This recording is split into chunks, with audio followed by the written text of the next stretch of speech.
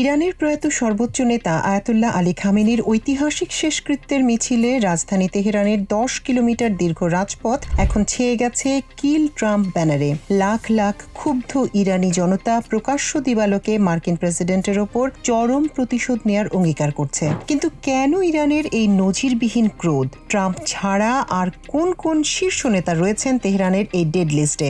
আজ আমরা জানব মধ্যপ্রাচ্য কাঁপানো সেই ইনসাইড স্টোরি। সোমবার সকালে তেহরানের গ্র্যান্ড মোসাল্লা কমপ্লেক্সের চারপাশ পরিণত হয়েছিল এক অভূতপূর্ব শোক আর ক্রোধের সাগরে। ইরানের দীর্ঘকালীন সর্বোচ্চ নেতা আয়াতুল্লাহ আলী খামেনির জানাজায় অংশ নিতে তেহরানের রাস্তায় নেমে আসে লাখ লাখ মানুষ। কিন্তু এটি কেবল কোনো সাধারণ জানাজা বা শেষকৃত্যের মিছিল নয়। মোসাল্লা কমপ্লেক্স থেকে খামেনির মরদেহবাহী ট্রাক যখন এগিয়ে যাচ্ছিল, তখন বহু কিলোমিটার জুড়ে মানুষের হাতে দেখা যায় আমেরিকার বিরুদ্ধে চরম যুদ্ধংদেহী প্ল্যাকার্ড। তেহরানের প্রধান প্রধান স্কোয়ার এবং উড়াল সেতুগুলো থেকে ডোনাল্ড ট্রাম্পের ছবি সহ বিশাল বিশাল বিল বোর্ড ঝুলিয়ে দেওয়া হয়, যেখানে ট্রাম্পের কপালের ঠিক মাঝখানে একটা বুলেটের নিশানা তাক করা ছিল। ইরানের মানুষের মনে মার্কিন প্রেসিডেন্ট ডোনাল্ড ট্রাম্পের বিরুদ্ধে এই আগ্নেয়গিরির মতো ক্ষোভের কারণ জানতে হলে আমাদের ফিরে যেতে হবে চলতি বছরের 28 ফেব্রুয়ারিতে। সেদিন এক নজিরবিহীন ও দুঃসাহসিক যৌথ বিমান হামলা চালায় মার্কিন ও ইসরায়েলি বাহিনী। আর সেই হামলাতেই নিহত হন ইরানের সর্বোচ্চ ক্ষমতাশালী ব্যক্তিত্ব ও সর্বোচ্চ নেতা আয়াতুল্লাহ আলী খামেনি।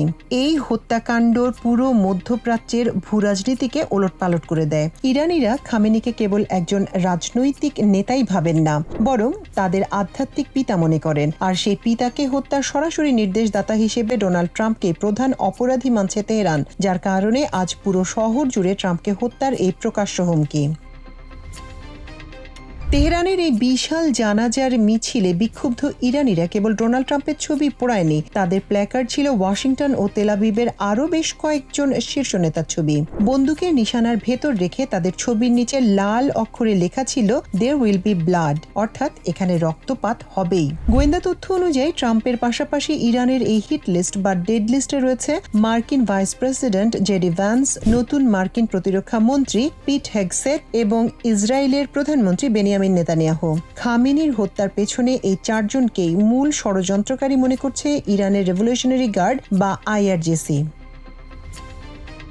শিয়া ঐতিহ্যে লাল পতাকা ওড়ানোর অর্থ হলো যতক্ষণ না অন্যায়ের বিরুদ্ধে রক্তের বদলা নেওয়া হচ্ছে, ততক্ষণ এই লড়াই থামবে না।